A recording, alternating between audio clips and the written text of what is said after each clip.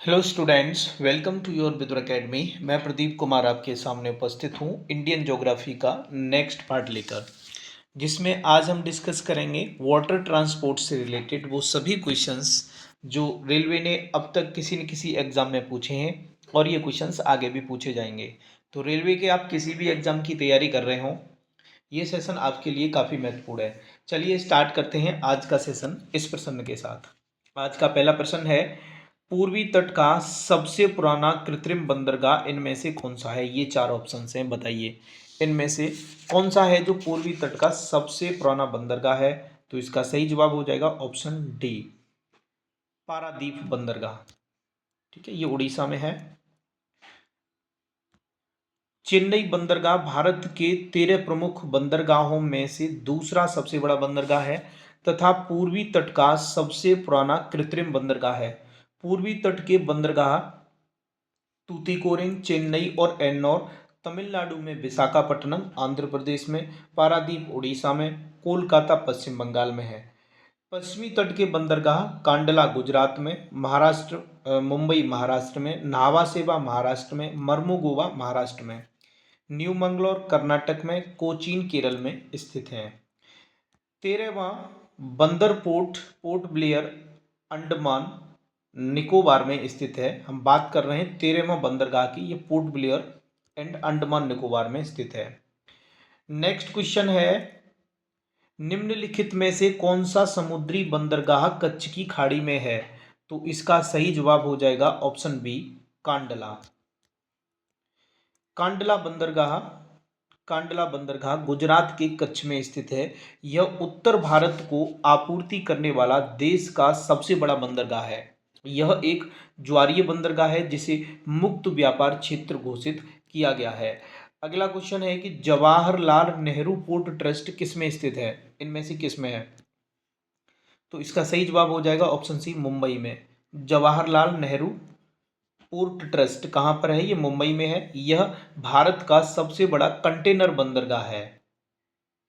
अगला है कि बंदरगाहों के लिए राष्ट्रीय प्रौद्योगिकी केंद्र की स्थापना हाल ही में किस शहर में रखी गई है? तो इसका सही जवाब हो जाएगा ऑप्शन डी, चेन्नई में।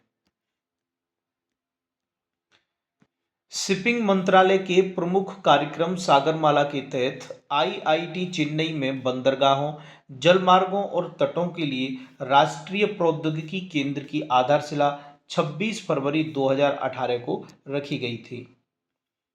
निम्नलिखित बंदरगाहों में से कौन सा एक नदीय तटीय बंदरगाह है? इनमें से बताइए कौन सा है? तो इसका सही जवाब हो जाएगा ऑप्शन सी, कोलकाता। यह एक नदी तटीय बंदरगाह है। कोलकाता बंदरगाह एक प्राकृतिक नदी तटीय बंदरगाह है। यह हुगली नदी के बाएं किनारे पर बंगाल की खाड़ी से 129 किलोमीटर दूर उत्तर की ओर स्थित है। इसका समुद्र स्थित पोताश्रय डायमंड हार्बर है। इस बंदरगाह को वर्ष भर कार्यरत रखने के लिए फरक्का अवरोधक द्वारा गंगा नदी का जल हुगली नदी में छोड़ा जाता है। इस बंदरगाह से धान तथा जूट का सर्वाधिक निर्यात किया जाता है। अब जो क्वेश्चंस हम डिस्कस करेंगे, ये क्वेश्चंस होंगे एयर ट्रांसपोर्ट से रिलेटेड, वो सभी क्वेश्चंस जो रेलवे ने अब तक किसी न किसी एग्जाम में पूछे हैं और ये क्वेश्चंस आगे भी पूछे जाएंगे। तो भारत की पहली रेलवे लाइन 16 अप्रैल 1853 में बॉम्बे से कहाँ तक बिछाई गई थी? तो इसका सही जवाब हो जाएगा ऑप्शन सी, बॉम्बे से लेकर के ये ठाणे तक बिछाई गई थी। भारत में प्रथम रेलवे लाइन का निर्माण बम्बई और ठाणे के बीच हुआ था। गवर्नर जनरल था लॉर्ड डलहौजी। इसके शासनकाल में 16 अप्रैल 1853 ईस्वी को पहली ट्रेन चलाई गई थी। यह ट्रेन छत्रपति शिवाजी टर्मिनल से ठाणे के बीच 35 किलोमीटर की दूरी के लिए चलाई गई थी। अगला क्वेश्चन है कि भारत में विमानन उद्योग का आरंभ डैश में टाटा एयरलाइंस की शुरुआत के साथ हुआ था। तो इसका सही जवाब हो जाएगा ऑप्शन डी, 1932 में, 1932 में। भारत में विमानन उद्योग का आरंभ वर्ष 1932 में टाटा एयरलाइंस की शुरुआत के साथ हुआ था। इसने अक्टूबर 1932 में कराची से मुंबई के लिए अपनी पहली उड़ान भरी थी। टाटा एयरलाइन की स्थापना JRD टाटा के द्वारा की गई थी। अगला क्वेश्चन है कि इंदिरा गांधी अंतर्राष्ट्रीय हवाई अड्डा कहाँ स्थित है? तो इसका सही जवाब हो जाएगा ऑप्शन सी।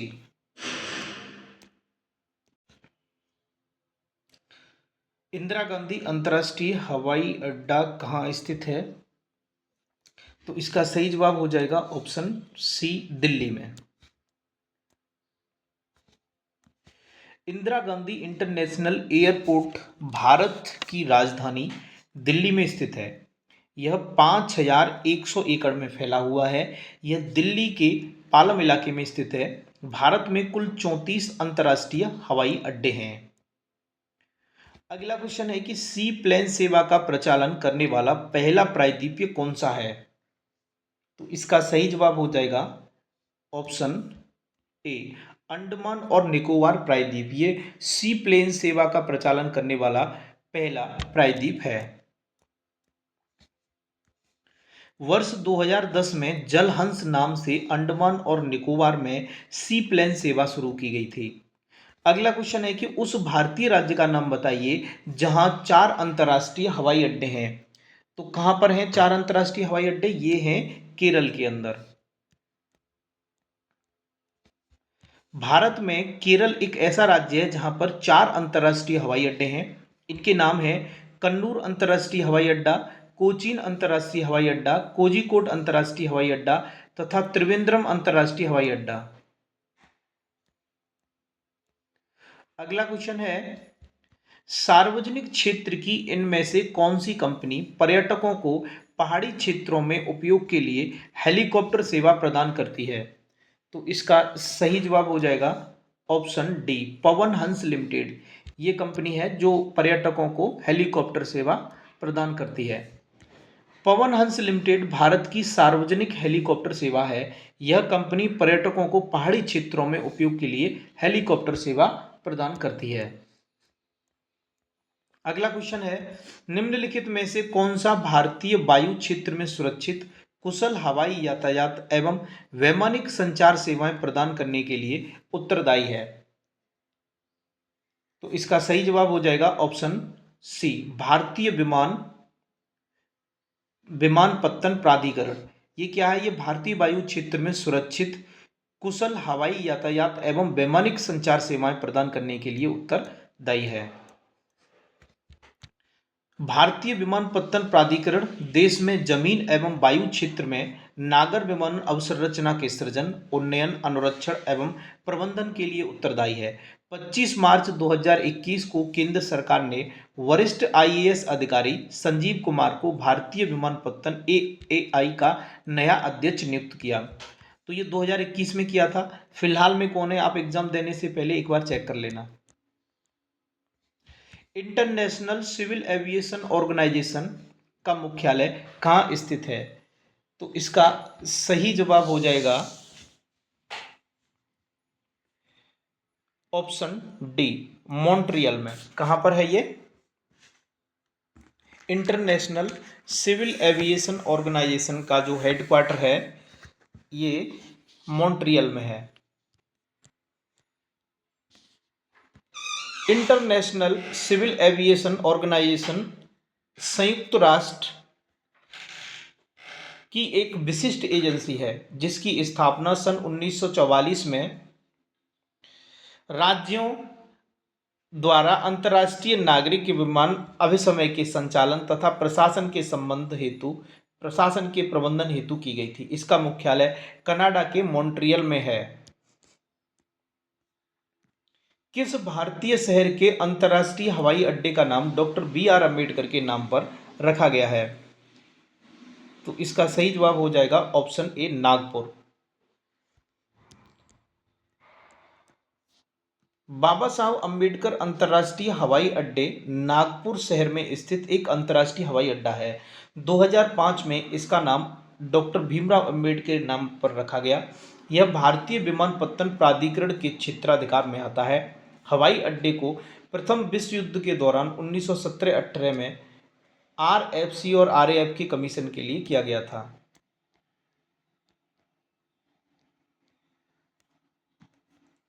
किस शहर के हवाई अड्डे पर लाल बहादुर शास्त्री की प्रतिमा स्थापित है? तो इसका सही जवाब हो जाएगा ऑप्शन ए वाराणसी।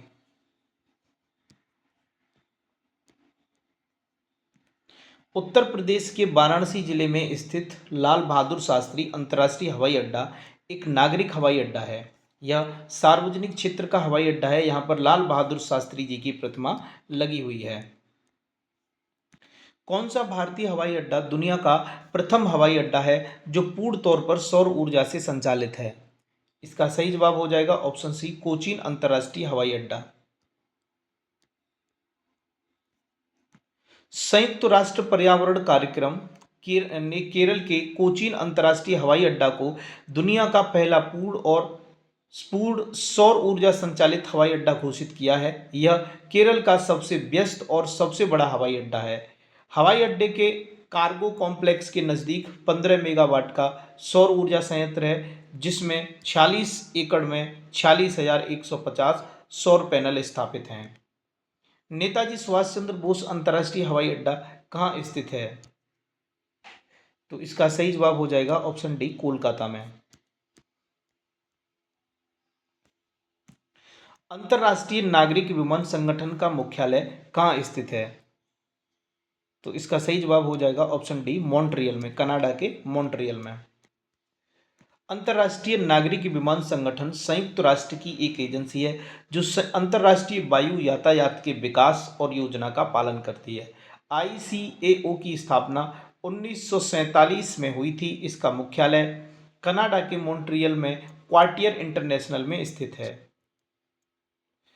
भारतीय वायुसेना का कौन सा परिवहन विमान मिश्रित विमानन ईंधन पर उड़ान भरने के लिए प्रमाणित है? तो क्या है इस प्रश्न का सही जवाब? इसका सही जवाब हो जाएगा ऑप्शन सी AN-32। AN-32 एक डबल इंजन सामरिक रूप से हल्का परिवहन विमान है जिसे भारतीय वायुसेना के लिए यूक्रेन के एंटोनोव डिजाइन ब्यूरो द्वारा डिजाइन और निर्मित किया गया है। यह विमान मिश्रित विमान ईंधन पर उड़ान भरने के लिए प्रमाणित है। अगला क्वेश्चन है, एयर इंडिया के लोगों में इनमें से क्या शामिल है? तो इसका सही जवाब हो जाएगा ऑप्शन डी एक उड़ता हुआ हंस जिसके अंदर कोणार्क चक्र दर्शाया गया है। एयर इंडिया का लोगो लाल रंग का उड़ने वाला हंस है जिसके अंदर नारंगी रंग का कोणार्क चक्र है। उड़ने वाले हंस का एयर इंडिया के विशिष्ट लोगो सेंटोर से रूपांतरित किया गया है। अगला क्वेश्चन है कि देवी अहिल्याबाई होलकर हवाई अड्डा इनमें से कहाँ स्थित है? तो इसका सही जवाब हो जाएगा ऑप्शन सी इंदौर में।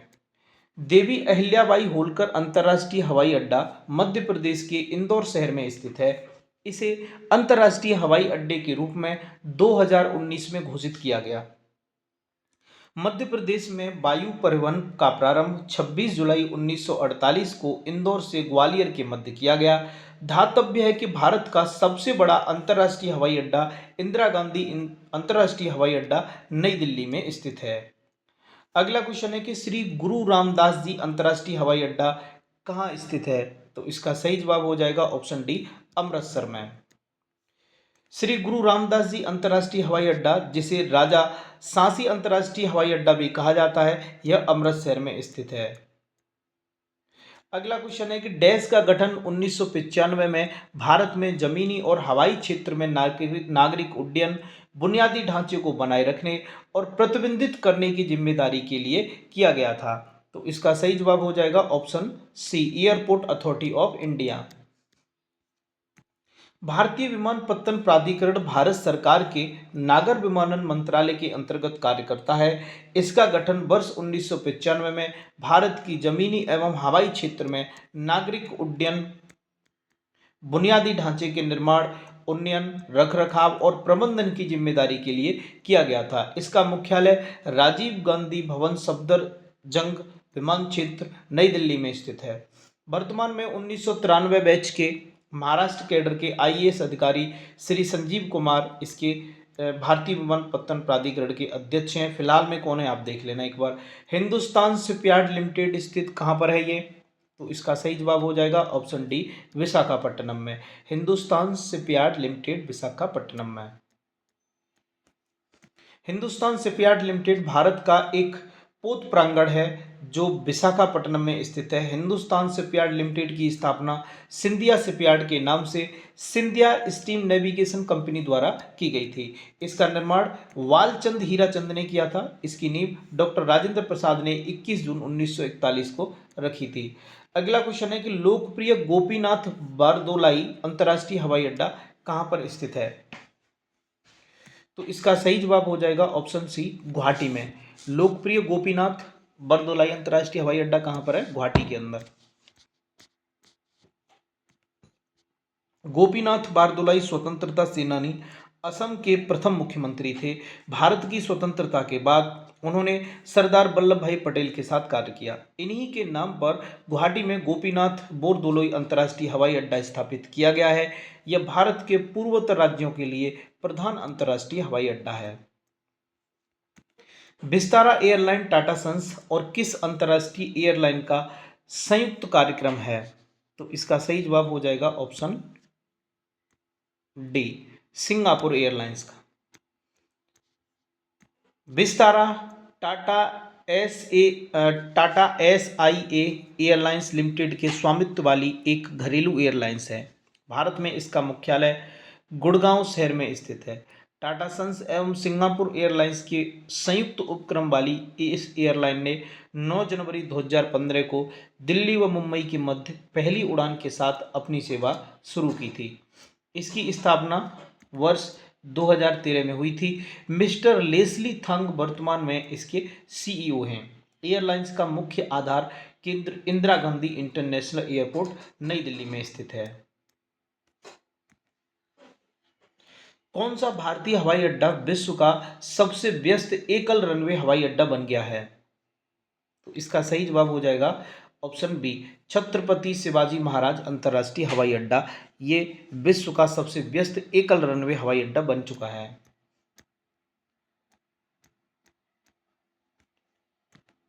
GV के समूह द्वारा संचालित छत्रपति शिवाजी महाराज अंतर्राष्ट्रीय हवाई अड्डा मुंबई एकल हवाई पट्टी सुविधा वाला दुनिया का सबसे व्यस्त हवाई अड्डा बन गया है। वित्त वर्ष 2016-17 में इस हवाई अड्डे पर एक दिन में औसतन 837 उड़ानें हुई, अर्थात प्रति 65 सेकंड में एक उड़ान होती है। मुंबई हवाई अड्डे ने लंदन के गेटविक हवाई अड्डे 757 उड़ानें को पीछे छोड़ दिया है। अगला है कि इंदिरा गांधी अंतर्राष्ट्रीय हवाई अड्डा इनमें से किस शहर में स्थित है? तो इसका सही जवाब हो जाएगा ऑप्शन सी, नई दिल्ली में। इंदिरा गांधी अंतर्राष्ट्रीय हवाई अड्डा नई दिल्ली में स्थित है। इसे पूर्व में पालम विमान क्षेत्र के नाम से जाना जाता था। वर्ष 1986 में इसका नाम बदलकर इंदिरा गांधी अंतर्राष्ट्रीय हवाई अड्डा रख दिया गया था। अंग्रेजी अक्षरों में IGI एयरपोर्ट भी कहा जाता है। अगला क्वेश्चन है कि डैश जम्मू कश्मीर में श्रीनगर से अपना ऑपरेशन शुरू करने वाली पहली विदेशी एयरलाइन बन गई। तो इसका सही जवाब हो जाएगा option C, Air Asia.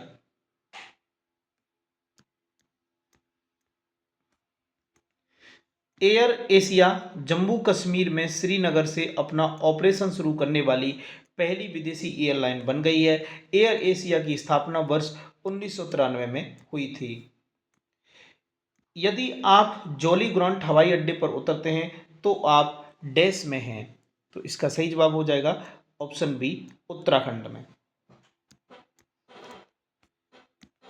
Jolly grant हवाई अड्डा उत्तराखंड के देहरादून में स्थित है। उत्तराखंड के मंत्रिमंडल ने इस एयरपोर्ट का नाम अटल बिहारी वाजपेयी के नाम पर रखने का फैसला किया है। यदि आप वीर सावरकर हवाई अड्डे पर उतरते हैं तो आप डैश में हैं। तो इसका सही जवाब हो जाएगा अंडमान निकोबार द्वीप समूह में। वीर सावरकर अंतर्राष्ट्रीय हवाई अड्डा अंडमान एवं निकोबार द्वीप समूह में पोर्ट ब्लेयर पर स्थित है। यह नागरिक हवाई अड्डा है। इसका नाम प्रसिद्ध स्वतंत्रता सेनानी वीर सावरकर के नाम पर रखा गया है। इस हवाई अड्डे को सामान्यतः पोर्ट ब्लेयर हवाई अड्डा कहा जाता है। अगला क्वेश्चन है, अब जो हम अगला क्वेश्चन डिस्कस करेंगे वो होंगे ट्राइब्स ऑफ इंडिया, यानी भारत की जनजातियों से रिलेटेड क्वेश्चंस। तो चलिए जनजातियों से रिलेटेड पहला क्वेश्चन डिस्कस करते हैं कि निम्नलिखित में से कौन सी जनजाति तमिलनाडु राज्य की मूल निवासी नहीं है, इनमें से कौन सी नहीं है। तो इसका सही जवाब हो जाएगा ऑप्शन बी, भूटिया। बाकी कोटा, मालासार और कुरुम्बा है।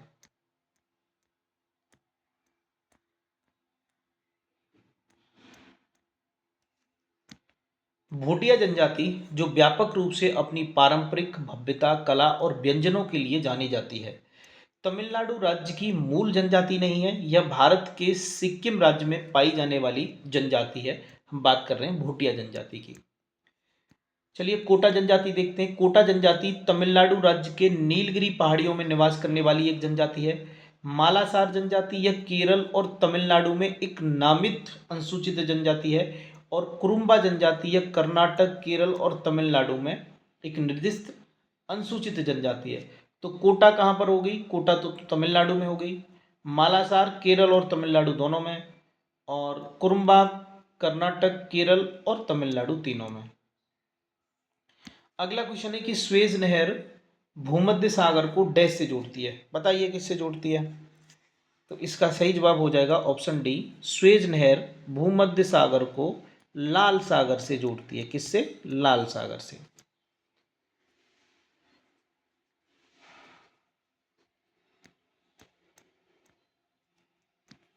स्वेज नहर विश्व की सबसे बड़ी कृत्रिम नहर है जो भूमध्य सागर को लाल सागर से जोड़ती है तथा अफ्रीका महाद्वीप और एशिया महाद्वीप को अलग करती है।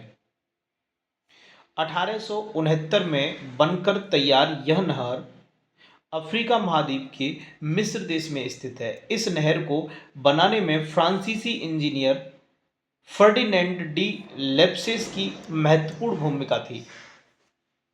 अगला क्वेश्चन है कि नागालैंड की कोन्याक जनजाति द्वारा मनाए जाने वाले बसंत उत्सव को डैश के रूप में जाना जाता है। नागालैंड की कोन्याक जनजाति द्वारा। तो इसका सही जवाब हो जाएगा ऑप्शन सी, एओलांग मोन्यू। देखो यहां से एक क्वेश्चन ऐसे भी फ्रेम हो जाएगा कि कोन्याक जनजाति कहाँ पाई जाती है, तो ये नागालैंड की है। इसमें देखिए ना आ रहा है ना, कोन्याक, ना से नागालैंड आप रिलेट कर लो। और ये जनजाति जो एक उत्सव मनाती है उसको किस नाम में जाना जाता है? एओलांग मोन्यू। एओलांग मोन्यू उत्तरी नागालैंड की कोन्याक जनजातियों का प्रमुख त्योहार है। यह त्योहार प्रत्येक वर्ष बसंत के मौसम में नए वर्ष की प्रथम फसल की बुआई के उपलक्ष्य में मनाया जाता है। अगला क्वेश्चन है कि निम्नलिखित में से कौन सा त्योहार नागालैंड में आगामी जनजाति के लोगों द्वारा मनाया जाने वाला एक प्रसिद्ध त्योहार है। माफ कीजिए, आगामी नहीं, अंगामी है। ठीक है, अंगामी जनजाति के द्वारा। तो इसका सही जवाब हो जाएगा ऑप्शन बी, सेक्रेनी। कौन सी जनजाति है? सेक्रेनी। सेक्रेनी जनजाति है नागालैंड, माफ कीजिए, सेक्रेनी एक फेमस फेस्टिवल है और अंगामी जनजाति है जो नागालैंड में पाई जाती है। इसके द्वारा ये त्योहार मनाया जाता है, सेक्रेनी। नागालैंड में अंगामी जनजाति द्वारा मनाया जाने वाला प्रसिद्ध त्योहार है सेक्रेनी। इसे शुद्धि उत्सव के रूप में मनाया जाता है जो भक्तों के पिछले सभी पापों को मिटाने के लिए आयोजित किया जाता है। इस उत्सव का प्रमुख उद्देश्य नकारात्मक ऊर्जाओं को खत्म करने के साथ साथ पूरे गांव का नवीनीकरण और शुद्धिकरण करना है। अगला है कि सरहुल निम्नलिखित में से किस राज्य की जनजाति आबादी का प्रमुख त्योहार है। तो इसका सही जवाब हो जाएगा ऑप्शन सी, झारखंड का है। सरहुल कहाँ का है? झारखंड का। सरहुल झारखंड राज्य में स्थानीय सरना धर्म के रूप में आदिवासी समुदायों द्वारा मनाया जाने वाला मुख्य पर्व है। यह पर्व आदिवासी नववर्ष है। अगला क्वेश्चन है कि मिसिंग जनजाति के लोग किस द्वीप पर निवास करते हैं, बताइए इनमें से कौन सा सही है। मिसिंग जनजाति के लोगों की बात हो रही है तो ये करते हैं माजुली द्वीप पर। कौन से पर? मिसिंग जनजाति के लोग कहाँ करते हैं? माजुली द्वीप पर। माजुली द्वीप पर। हम बात कर रहे हैं मिसिंग जनजाति के लोग माजुली द्वीप पर। मिसिंग माजुली ऐसे याद कर लीजिए। मिसिंग जनजाति के लोग माजुली द्वीप पर निवास करते हैं। माजुली द्वीप असम की ब्रह्मपुत्र नदी में स्थित है। यह विश्व का सबसे बड़ा नदी द्वीप है। इसे भारत का पहला द्वीपीय जिला बनाया गया है। असम की अन्य जनजातियां आपको याद रखनी चाहिए। बोडो, कार्बी सोनोवाल, कचारी, ये एक ही है, कार्बी सोनोवाल कचारी, देवरी, रामास, दिमसा, सिंगफो। बोडो, कार्बी सोनोवाल कचारी, देवरी, रामास, दिमसा, सिंगफो, ये सभी असम की जनजातियां हैं, आपको पता होना चाहिए। निम्नलिखित में से कौन सी जनजाति नागालैंड से संबंधित है? बताइए इनमें से कौन सी है। तो इसका सही जवाब हो जाएगा ऑप्शन ए, रेंगमा। ठीक है, नाग कैसे चलता है? रेंग रेंग के चलता है। तो आप ऐसे याद कर लीजिए, नाग नाग जो होता है मतलब सर कैसे चलता है? रेंग रेंग कर ही तो चलता है। तो रेंगमा जनजाति ये कहाँ की है? नागालैंड की। रेंगमा यानी नागालैंड, असम और अरुणाचल प्रदेश में पाई जाने वाली एक नागा जनजाति है।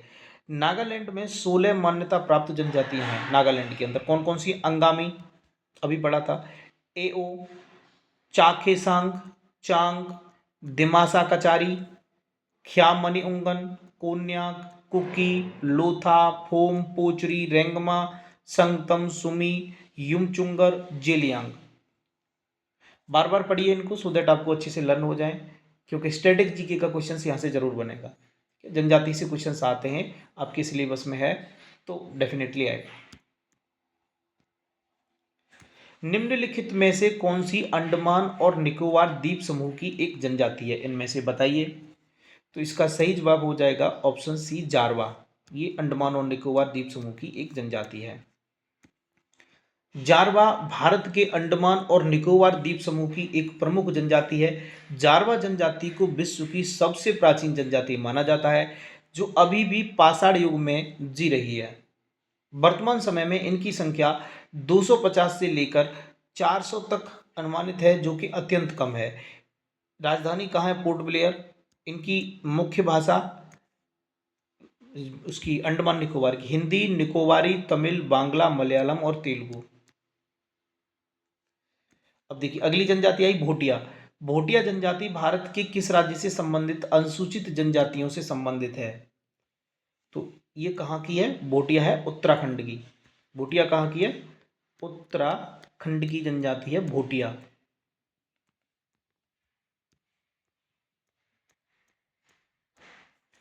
उत्तराखंड की और भी जनजातियां हैं, देखिए भोटिया, थारू, राजी, जौनसारी।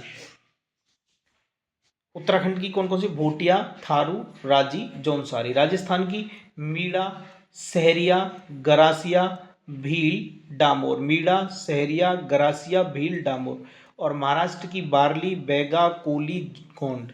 वारली, बैगा, कोली, गोंड। और मध्य प्रदेश की भील, देखिए राजस्थान की भी भील है और मध्य प्रदेश की भी भील है। भील, गोंड, और ये गोंड महाराष्ट्र में भी है और मध्य प्रदेश में भी। गोंड और कोल भूरिया।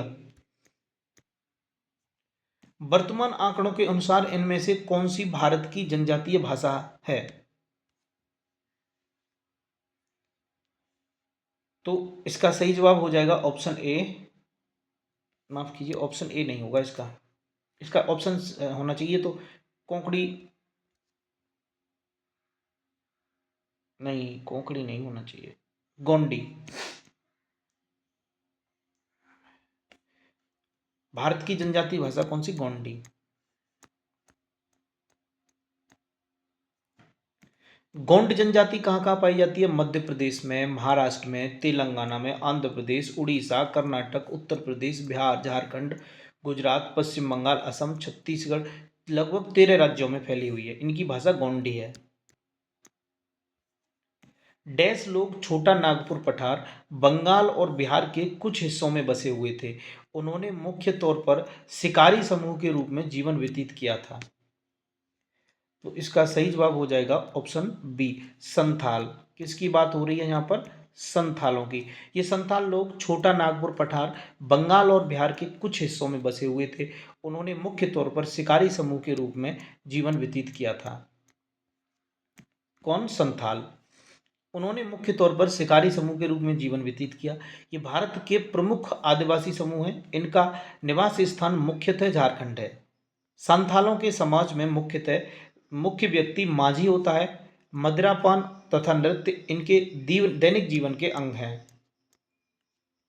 निम्नलिखित में से कौन से क्षेत्र में टोडा जनजाति पाई जाती है? तो ये पाई जाती है नीलगिरी पहाड़ियों में। टोडा जनजाति के लोग तमिलनाडु के एकांत नीलगिरी पहाड़ियों पर रहते हैं। ये टोडा भाषा बोलते हैं, जो द्रविड़ परिवार की एक भाषा है, और इनका मुख्य व्यवसाय पशुपालन है। आज के लिए बस इतना ही। यहाँ से आगे हम नेक्स्ट वीडियो में डिस्कस करेंगे। नेक्स्ट वीडियो में डिस्कस करेंगे हम लैंग्वेज ऑफ इंडिया से रिलेटेड क्वेश्चंस। देन आफ्टर हम डिस्कस करेंगे स्टेट्स एंड यूनियन टेरिटरीज। उसके बाद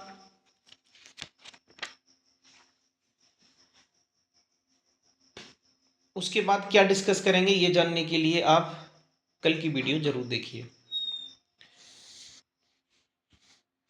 आज के लिए बस इतना ही। अभी तक आपने चैनल को सब्सक्राइब नहीं किया है तो चैनल को सब्सक्राइब कर लीजिए और वीडियो को लाइक कर दीजिए और वीडियो को अपने दोस्तों में शेयर भी कर दीजिए। मिलते हैं नेक्स्ट वीडियो में। Thanks for watching.